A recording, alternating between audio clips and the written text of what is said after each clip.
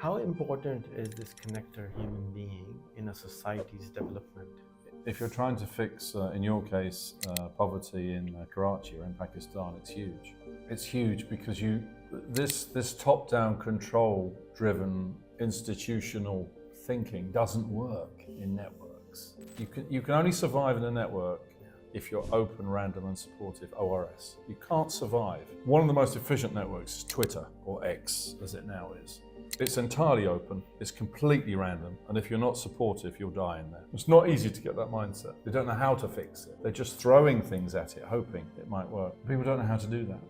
What's happened now is people feel unsafe on dating apps. They feel unsafe on Facebook, unsafe on Twitter, unsafe on Instagram, unsafe on TikTok. They feel unsafe on all of these platforms because they can't verify any of the data. And of course, with AI, you don't even know whether any human is posting the data now. Is it all being posted by these AI bots? Am I talking to a bot? Am I talking to a human being? And of course, the people running the systems, they just want more traffic to sell to the advertisers, to give more dividends to the shareholders. So the AI is just going to drive the traffic up to make more advertisers, to pay more dividends. So it's a spiral of chaos, but it's now reaching the point where kids are losing their lives.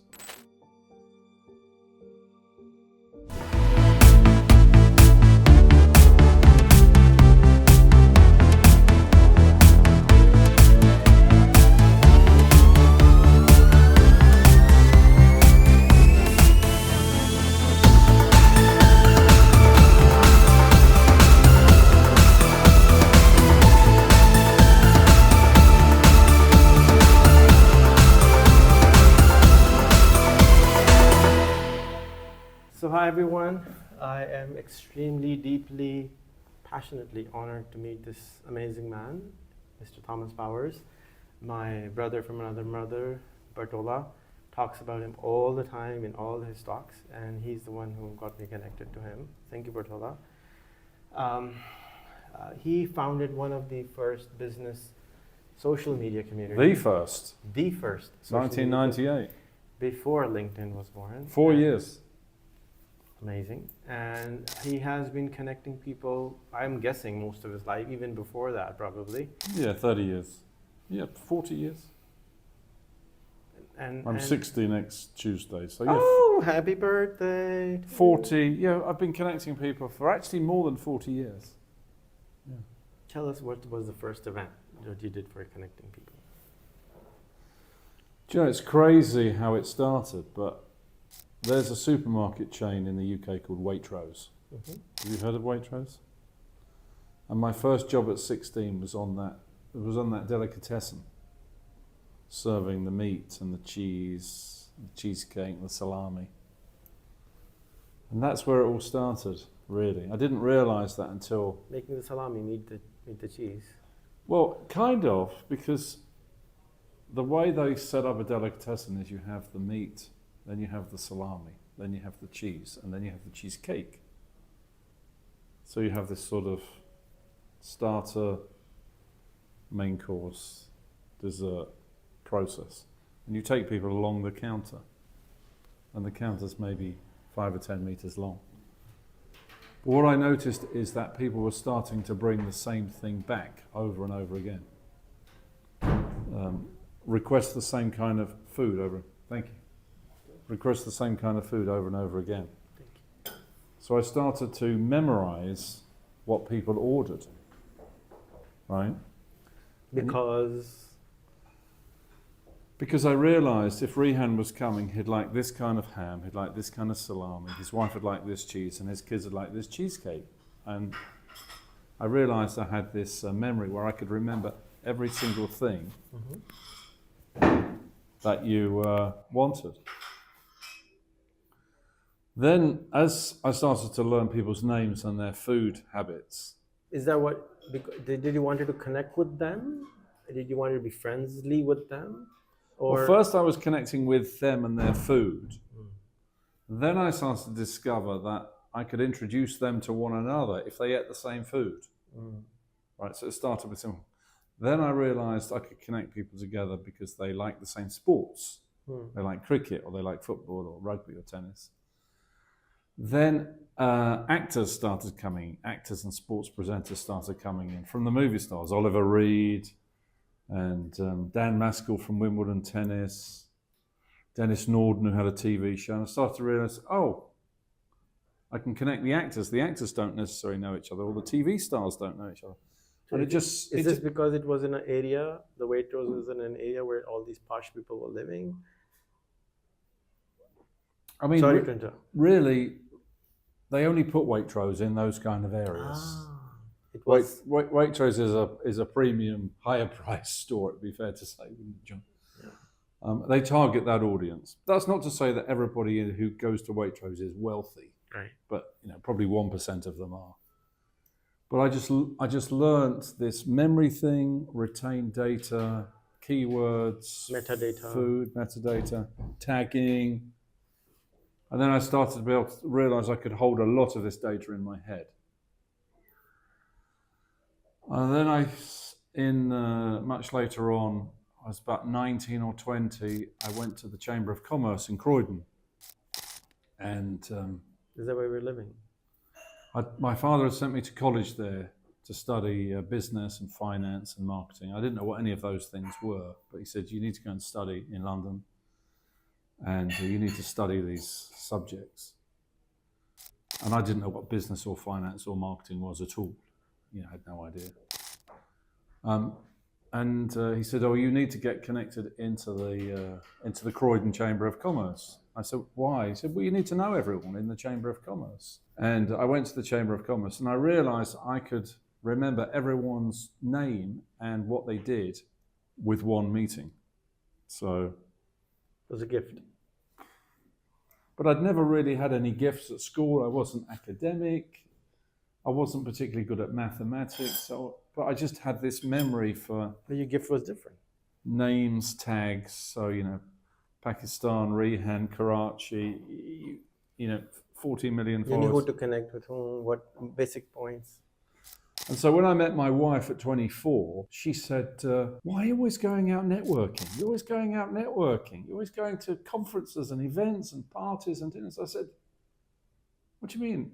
What else do you do with your life other than play sports and go networking? And she said, well, there's lots of other things to do. I said, but I like sports and I like networking. Always going to a conference and always at another breakfast, lunch, dinner, all the time. And so she had the inspiration for Academy in 1998 and said, we've got to build a system to connect all your friends together. So you can stay more home. Well, it was really to try and get it on the internet. Yeah. Yes, to stay more at home, but also because there were so many people who used to come to the house. Every night there'd be somebody coming to the house to say, who do I speak to about this? I want to have a career in that. I want to have a career in that. And because I knew so many people, because always at networking. So you were the connector already. And did you realize it that you were the connector? Because there was no term like this back in the day. I didn't really realize it until I was at Microsoft in 1996. As a job? I was sort of consulting for them. And they put me in front of Steve Ballmer, who was second in command, and said, can you explain all this stuff that you do? That you do? This sort of connecting and networking stuff. And I was thinking, this is one of the most successful people in the world, and I've got to try and put it together for him. And one of the guys introduced me there. There was David, Sean, Neil, Terry, a whole load of people. But I can remember the date, when you meet someone like Steve Ballmer, it was the 31st of January, 1996. I can remember the date. I can remember the name of the hotel. I can even remember the name of the registration on the car that took me to the event. And this is nearly 30 years ago. And Alan Sugar, when I was Alan Sugar's PA, Lord Sugar, I was his assistant. Who is this? He's the guy who does the Apprentice TV show. Oh, okay. So I joined him in 1986, and he had a great team, Malcolm Miller, and he had a brilliant memory. So I developed my memory with him. Anyway, Terry introduced me to the Microsoft people, the team, and he said, "This is Thomas Power. He's a networker." And I sort of went, "I'm a networker." And I said to Terry, what is a networker? He said, "That's what you are." I said, "A networker? What is a networker?" And I'd not really heard it as a Terminology. It's kind of like a noun. It's like a name. And he said, "You're a connector. You connect us all together at Microsoft and Amstrad and BT. You're a networker. You connect us all together." And I explained this to Penny, and she said, "I think this is some kind of business. It's not just you going to conference and events and having lunches. It's a business." And Penny, I'm not a businessman. Penny is a businessman, a businesswoman. You know, she likes to build and run systems. You're a Wozniak. Yeah. And so we created this academy.com in '98, and we went and found two fantastic technical people, Glenn and Julian, and they built this system, and it was on Drupal, and it was a phenomenal system they built. And within 12 months, we had 1,000 people in the Hilton Hotel on Park Lane coming to do networking. And it was a thing. I'm going networking on the internet and in a hotel. By 2002, we had 10,000 members. By 2005, we had 500,000 members. And members paid £10 a month, €10, $10. And it was a global international system. And then along came LinkedIn and Facebook and Twitter and so on. And we knew it was then a thing. And I just became known as this networker, this connector or super connector. And it's really been my life for the last 40 years. That is my skill, because when you're listening at a lunch like this, and you have a dozen people telling a story, as we heard this afternoon, people don't know what they're missing. They have no idea what they missed. And they were listening live. There were so many opportunities here that they all missed. All of them missed them. And they're not dumb people. They're all bright. They're all entrepreneurs. They're all business people. So many opportunities they missed. And for connections in the room and connections outside the room that they never thought about or asked about. So what I've discovered is people think they listen, but they don't listen. They don't really listen. Whereas I listen, when I listen to John, I see all the connections that he doesn't see in the room or outside the room. And it might be a gift. I don't know what to call that gift. But when I worked for Alan Sugar in 1986, this was before he did the TV show The Apprentice, which was Donald Trump first in the US, and then Alan took it over in the UK. I noticed that Alan had an incredible memory, and I've got a very good memory, but his memory was better than mine. And he had like a video memory. And we've actually discussed this subsequently, because if Alan walked in now, we could go back to 1986, we could go back to an event, and he could play the tape of what was said at that meeting. Right? Very few people can do this. Right? A lot of people can't even remember what happened yesterday. And it was through Alan I met Bill Gates and Steve. I'd met Steve before, 10 years earlier. I met Michael Dell, introduced Michael Dell to Alan Sugar, Jamie Minotto. So a lot of these people I noticed before they were billionaires, if you like. Although when I worked for Alan, he was a billionaire. But Michael Dell had a small company. You know, it was PCs Limited back in 1986, before it became Dell Computer. And I noticed Michael had the same memory that Alan had, and Steve Ballmer had the same memory. And I noticed that this billionaire profile have these incredible memories. Obviously, they're brutally efficient. They're very tough. They're operationally very efficient, which I don't have those skills. But you have the memory. But I have the memory and the connections. And then Penny said, well, we should actually start teaching people this thing. And I said, but you can't teach it unless you have it. You can't learn to be good at networking unless you have these skills innately in your head. And most people don't have the skills. But they think they do have them, and they think they're listening really carefully. But when you've listened as much as I have, behind the words and behind those connections, you realize all the time, and I see it even now in communities I'm part of, and our own community that we run, the BIP 100 community. And I sit around at a lunch, and there's 30 or 40 people there, and we go around and have the starter and the main course, and I listen to what you say, and I listen to all these different conversations, and think, oh my goodness, there's 10 or 15 opportunities that they've all missed, and they're sitting in the same room, they're hearing the same stories, and they're missing the opportunities. And I don't know why they miss them, but they just don't hear them. So it is some kind of gift. It's some kind of matchmaking, connecting, but I mean, at its simplest level, it's just keyword lookup tables.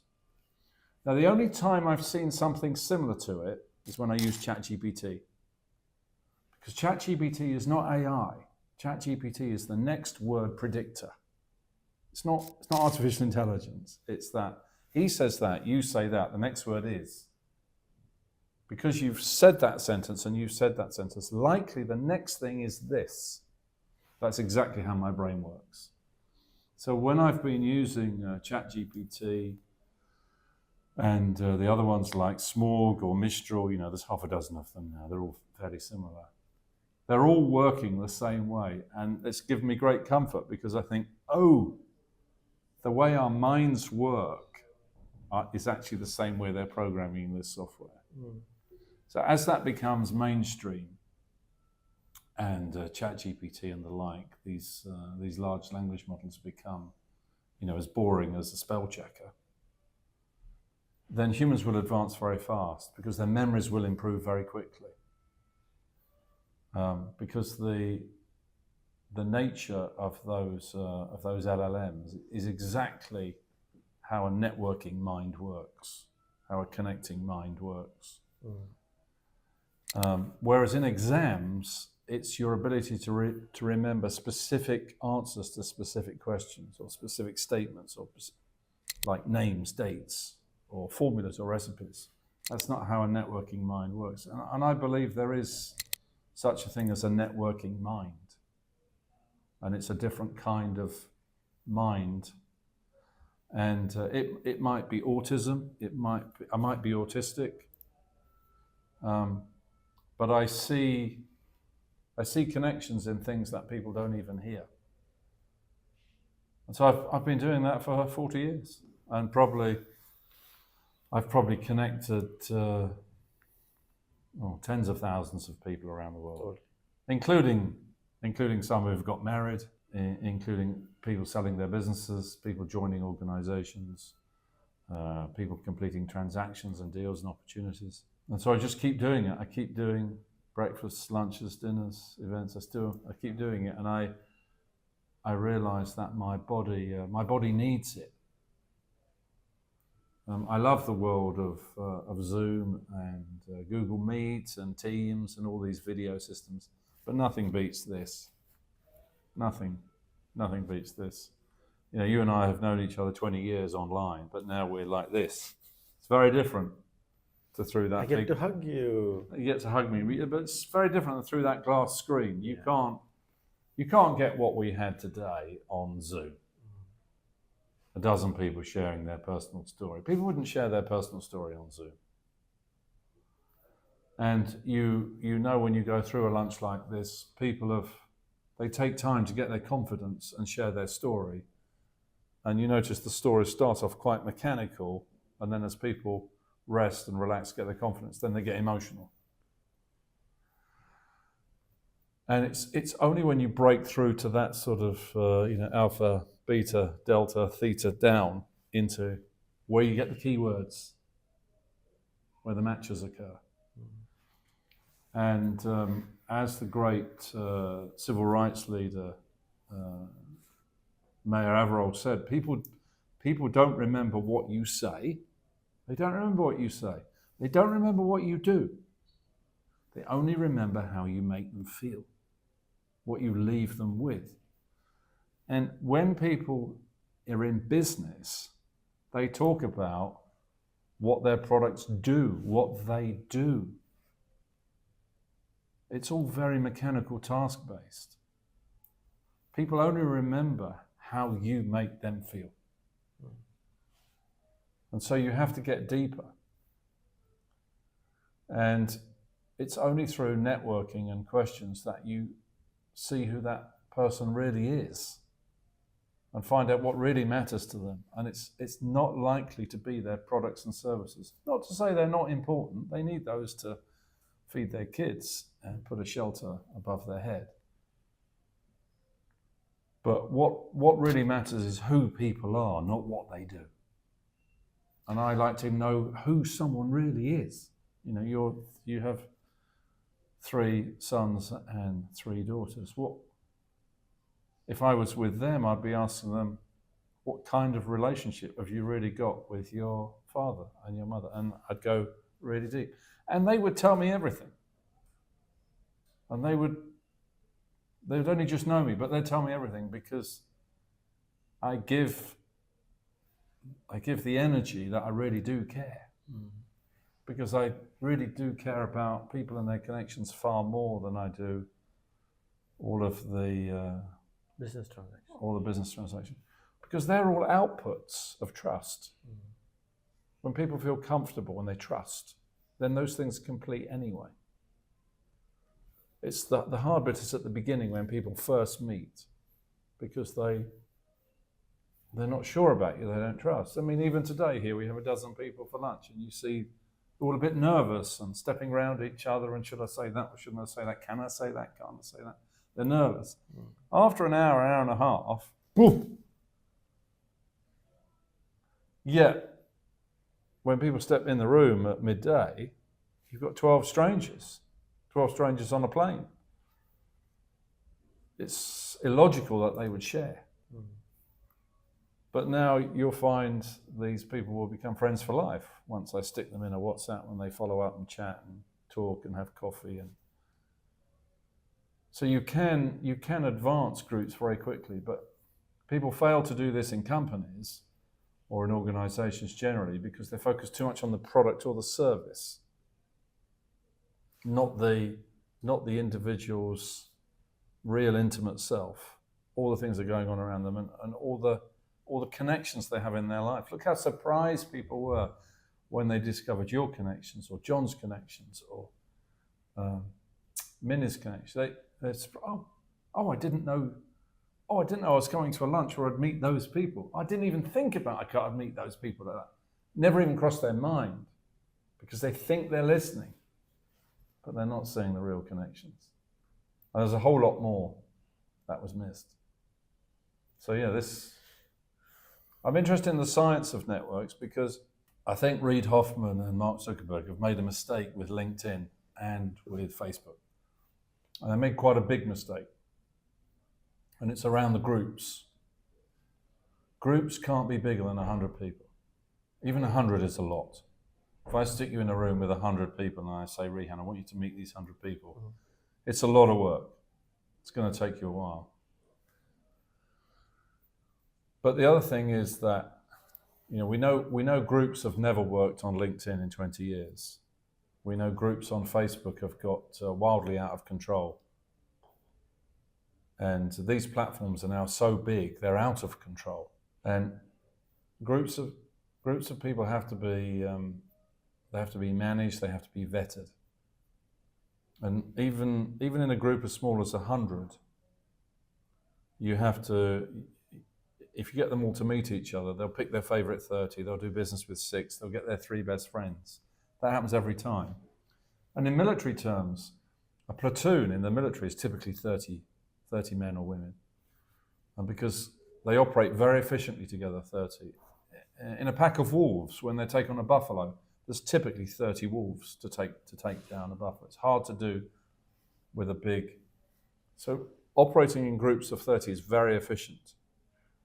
But to find your 30, you have to have 100. And then to find the 6 in the 30 you want to do business with, you've got to have the 30, and then you have your 3. I'm very interested in the science of network, and I think they've missed that on LinkedIn and Facebook and Twitter and Snapchat and TikTok, because they're just driven by volume. It's just get audience for advertisers and give dividends to shareholders, which is fine, but it's not for the user. It's for the advertiser, for the shareholder. The advertiser is rewarded by the audience. The shareholder is rewarded by the dividend. But the user, what about the user's experience? The member. So is eAcademy going to come back and fix that? Academy won't come back, but it might come back in a different form. Yeah, that's what I meant. All your learnings, evolution. I think the last 4 years of building Bit 100 has been very fascinating for us, for Penny and I, to experiment with specifically one group of 100.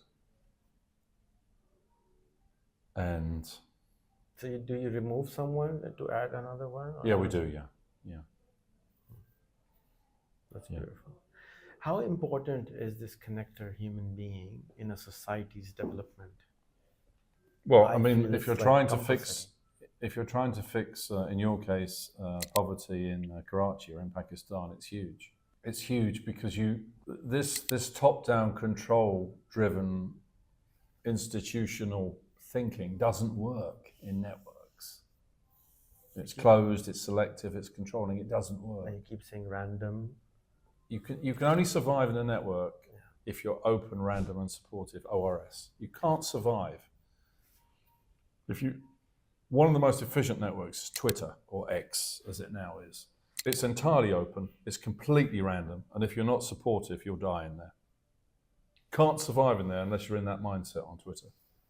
It's not easy to get that mindset, because most people in business are closed, they're very selective who they connect with, and they like to be in control of everything. And none of that works in social networks, it just doesn't work.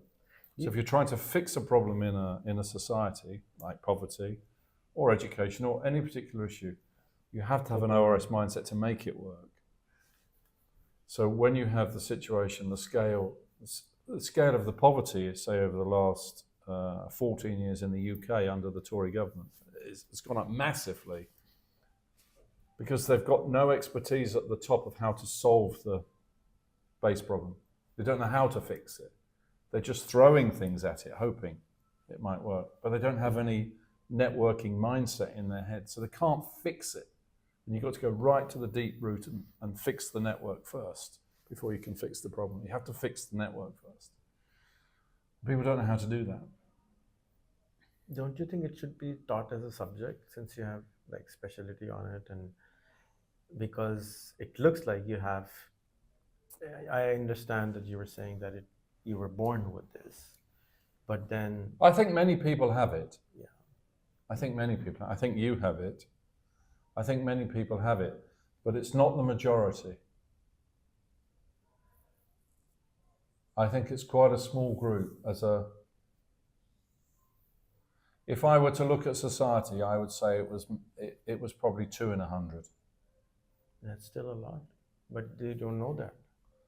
I mean, worldwide, you'd be talking about, let's say 1% is 80 million, 2% would say 160 million out of 8 billion. That's a lot.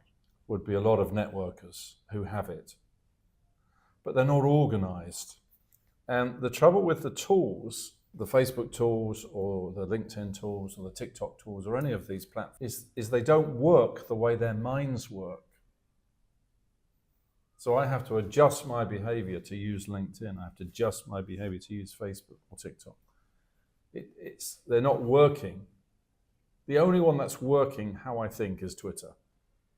And specifically Twitter Pro, what used to be called TweetDeck, written by Ian Dodsworth back in 2009.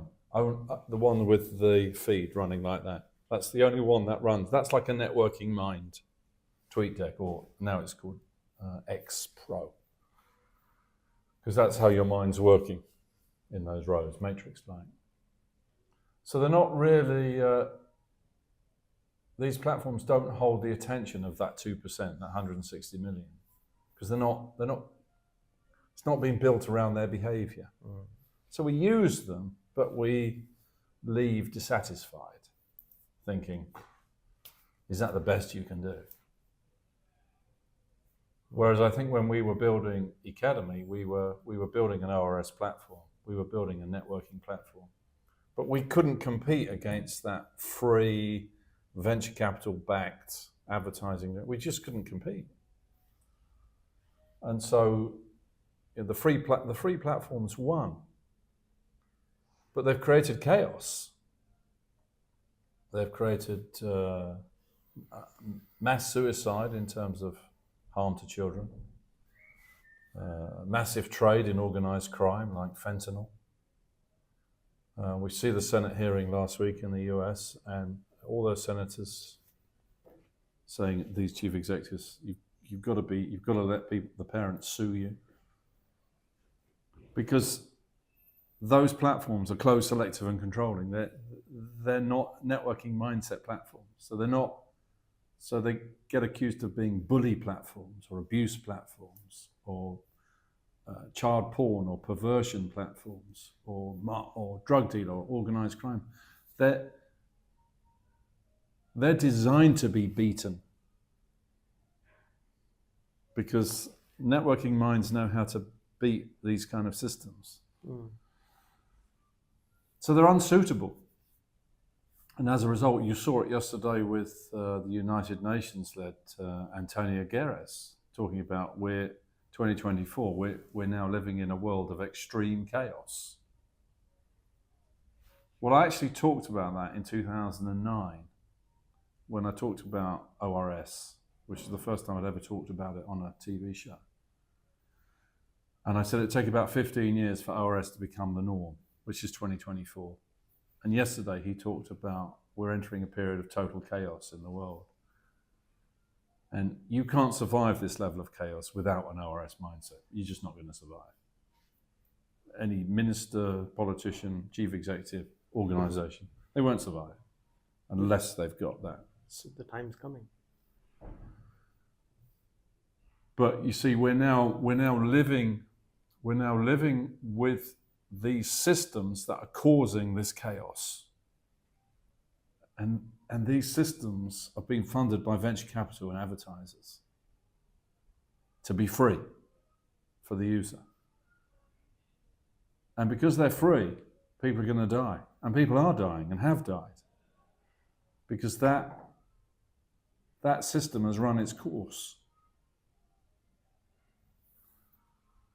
They've had their day. We've had 25 years of these systems. And they've just created chaos. And the chaos is getting worse. It's just getting worse and worse and worse.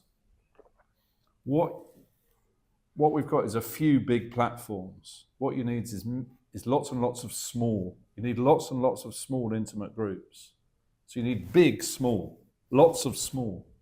What we've got is a few big. Doesn't work. Thus chaos. So a social network for X kind of people, a social network for X kind of But people. tiny groups. Yeah. Tiny 100, groups. as you said. 100 people or less, within an hour of your home, all vetted, for every topic. But a giant group of 1 billion people with 10 million in every city, where the politicians are only just realizing it now, but I've talked about this for a long time over the last 15 years. This creates anarchy and civil war. And what we've got online is, well, we're walking into it. You can feel it. You can feel it in politics, you can feel it in companies, you can feel it in government, you can feel it in society. You can feel it, the angst. Can I have you expand on this, where you said 100 kinds of people, but only an hour away from your physical space? Yes, because what we've got now is we've got an epidemic of loneliness. People are suffering from chronic loneliness.